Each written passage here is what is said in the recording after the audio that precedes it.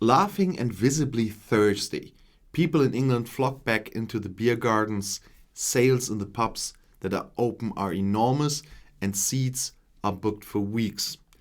Gone are the bad corona times when tens of millions of liters of draft beer had to be thrown away because pubs were closed. But the images that show a slow return from the months-long lockdown to normality are likely to please German brewers much less. That sounds strange at first, but it has a solid background. In the pubs, only a little bit of German beer flows on tap. The world-famous liquid product from the land of beer brewers is left behind on the British tap. Most British pubs belong to large companies that buy large quantities of beer for their thousands of pubs and therefore receive large discounts from global beer companies, says beer expert Jane Payton to the German press agency. Some companies like Heineken own hundreds of pubs and of course serve their own brands there. In the case of Heineken, also Foster's or Amstel. Maybe the German brewers weren't as aggressive in their sales and marketing in the pub sector, she said. Indeed, market access for lager beers, as all bottom fermented beers and also Pilsner beers are called in Great Britain, is difficult. A German manager, who does not want to be named in the media, admits that. Brands like Stella Artois, Kronenbourg or Heineken have divided the scene among themselves. This is also felt by smaller local brewers. The majority of Britons who drink lager stick to well-known brands, says Payton. For example, if you have the choice between an Italian Peroni and a craft beer from a small British brewery that you don't know, you will choose Peroni, even though the beer from the small brewery is a real lager. Great Britain is considered the land of ale, but expert Payton, who as the founder of the School of Booze offers online training as well as beer, wine and cider tastings, emphasizes that lager makes up 90% of the beer consumed.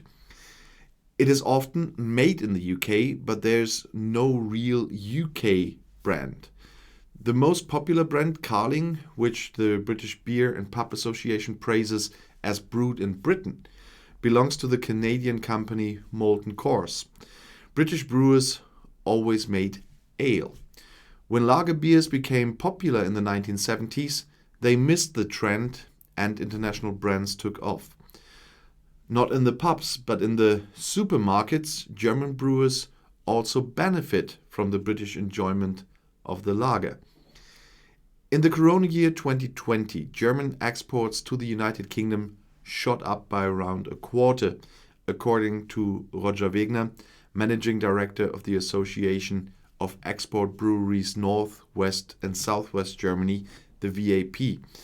Because supermarkets, unlike pubs and restaurants, were still open and sales of German beers increased significantly there. The export of alcoholic beer from Germany to the United Kingdom has developed very positively over the past 5 years, says Wegner, and that's without the pubs. Whereas in 2015 there were 409,000 hectoliters of alcoholic beer, sales rose to 699,000 hectoliters by 2020. German beer has long been popular in Great Britain. When lager beers emerged, breweries gave their beers German names. Another important factor for German brewers at the moment is the United Kingdom is clearly the largest sales market in the world for non-alcoholic beer from Germany, says Wegner. The share of total German beer exports to Great Britain in 2020 was almost a fifth, that's 18%. For comparison, alcohol-free beer accounts for 6% of global exports. The German brewers seem to be exploiting a gap in the market here. Until recently, there weren't any British breweries that made non-alcoholic beer, so pubs and shops have chosen German brands like Beck's, so Beck's Blue and Erdinger non-alcoholic. These names are well known and that is important to customers, says Payton. However, this market is not yet as stable as in the case of the alcoholic warehouse, but rather dynamic. Small breweries specialize in non-alcoholic beer, and big players like Heineken also aggressively advertise their products. German non-alcoholic brands will have to defend their share in Great Britain, says the expert. And I made a lot of topics here around whiskey, so I thought once in a while, beer.